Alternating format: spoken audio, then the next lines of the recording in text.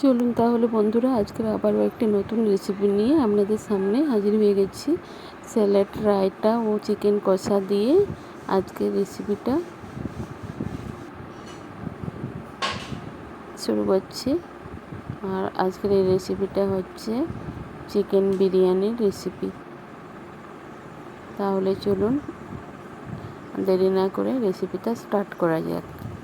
প্রথমে এই চিকেনগুলোকে ম্যারিনেট করে নিচ্ছি। প্রথমে চিকেনগুলো এখানে একটা বড় মিক্সিং বোল নিয়ে নিয়েছি। তারপর চিকেনগুলো ভালো করে ধুয়ে পরিষ্কার করে চিকেনগুলো নিয়ে নিয়েছি। টক দই দিয়ে দিলাম।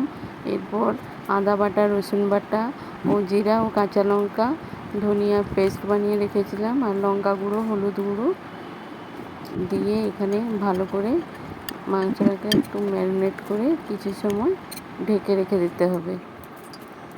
এরপর কড়ার মধ্যে তেল দিয়ে দিলাম বেরেস্তা ভাজার জন্য। আর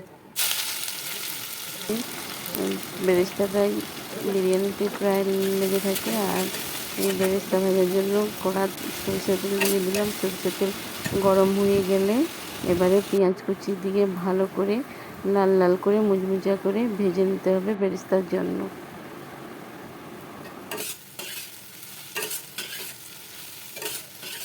দেখতেই পাচ্ছেন এখানে আমার বেরেস্তাগুলো প্রায় লাল করে ভাজা হয়ে গেছে। আমি একটা থালার মধ্যে তুলে রেখেছি। আর এখানে এই বিরিয়ানির আলুটাকে আমি আগে একটু লবণ ও হলুদ দিয়ে সেদ্ধ করে রেখেছিলাম। এরপর তেলের মধ্যে কষিয়ে নিলাম। আর ওই কষানো তেলের মধ্যে চিকেনগুলো যে ম্যারিনেট করা চিকেনগুলোকে ছেড়ে দিয়েছি কষানোর জন্য। এই চিকেন কষাতে কষাতে চিকেনের মধ্যেই কিছুটা খানিক বেরেস্তা দিয়ে দিলাম, কেননা চিকেনে তো তখন পেঁয়াজ কুচানো বা বাটা কিছুই দেওয়া নাই। সেই জন্য এই চিকেনের কালারটা ভালো আনার জন্য বেরেস্তাগুলো কিছুটা বেরেস্তা দিয়ে দিলাম। আর রাইসের সঙ্গে কিছুটা বেরেস্তা মেশানো হবে। বেরেস্তা দিয়ে ভালো করে আবারও নেড়েচেড়ে কষিয়ে নিচ্ছি। তেজপাতা, এলাচ, লবঙ্গ, দারচিনি দিয়ে দিয়েছি। আর এদিকে বিরিয়ানির ভর্তা করার জন্য হাঁড়ির মধ্যে জলটা গরম বসিয়ে দিয়েছি। আর এদিকে চালটা আমার পরিষ্কার করে ধুয়ে আগে থেকে আধ ঘন্টা ধরে আমি ভিজিয়ে রেখেছিলাম। চালটা আগে থেকে আধ ঘন্টা ভিজিয়ে রাখলে চালটা একটু লম্বা লম্বাও হয়, আর তাড়াতাড়ি বেশি সেদ্ধ হতে লাগে না, প্রায় একটুখানি সেদ্ধ হয়। আর জলটা গরম হওয়ার পরে দেখুন চালটা ছেড়ে দিয়েছি। আর চালের মধ্যে চালটা লবণ হওয়ার জন্য ভাতটা একটু লবণও দিয়ে দিলাম। আর যাতে গায়ে গায়ে জড়িয়ে না যায় সেজন্য একটু রিফাইন অয়েলও দিয়ে দিলাম। এখানে ভাতটা আমার হয়ে গেছে। ভাতটা হয়ে যাওয়ার পর এখানে একটি চালনিতে একটু পরিষ্কার কাপড়ে ভাতটা এরপর সাদা ভাতের একটা লেয়ার হয়ে যাওয়ার পরে কিছুটা বেরেস্তা দিয়ে ছড়িয়ে দিলাম। এই বেরেস্তা ভাতের মধ্যে মিডিলে একটা করে লেয়ারে একটু একটু করে দিয়ে দেব। চিকেন লেগ পিসগুলো দিয়ে দেব। আর এর মধ্যেই বেরেস্তা কিছুটা ছড়িয়ে দিলাম ভাতের উপরে। এরপর আবারও একটু ভাতের লেয়ার দিয়ে দিলাম।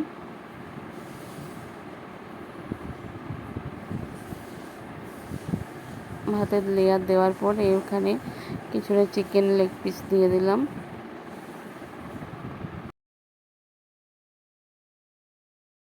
এখানে আমি একটা বাটির মধ্যে উষ্ণ গরম জল নিয়ে নিলাম। এই গরম জলের মধ্যেই আমি গুঁড়ো দুধ গুলিয়ে নিলাম। এর মধ্যে আমি জাফরান দিয়ে দিলাম। কিছু সময় ভিজিয়ে রাখার পরে একটু খানিকটা ফুড কালার দিয়ে দিলাম, যাতে কালারটা একটু ইয়েলো টাইপের আসে। আর এই জাফরান মেজানো দুধের মধ্যেই আমি দিয়ে দিলাম গোলাপ জল, কেওড়া জল ও মিঠা আতর। এই তিনটা একসঙ্গে দিয়ে ভালো করে মিক্স করে নিলাম। আর এটা ভাতের মধ্যে দিলে ভালো স্মেল আসে, আর একটু কালারটাও দেখতে খুব সুন্দর হয়।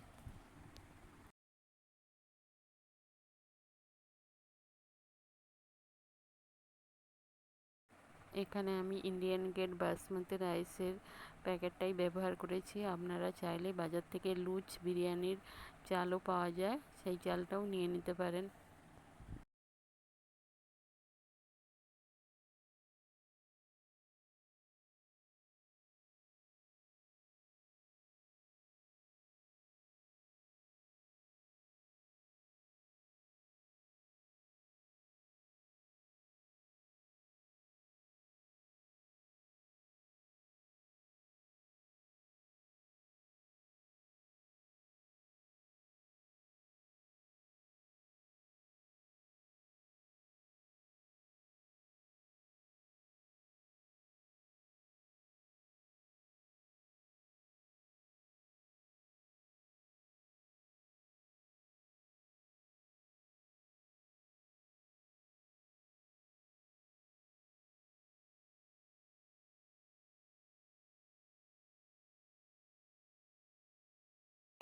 বিরিয়ানি মশলাটা ছড়িয়ে দিচ্ছি।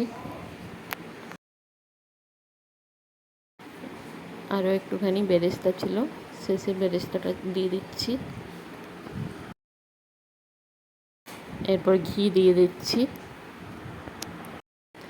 এরপর দুধে মেশানো জাফরান, গোলাপ জল, আতর, কেওড়া জল মেশানো দুধটা দিয়ে দিলাম। এরপর বিরিয়ানিটাকে প্রায় 1 ঘন্টার মতো এখানে ভেপারে বসিয়ে রাখতে হবে। এরপর দেখুন 1 ঘন্টা পরে ফিরে এসেছি, বিরিয়ানিটা প্রায় কমপ্লিট হয়ে গেছে।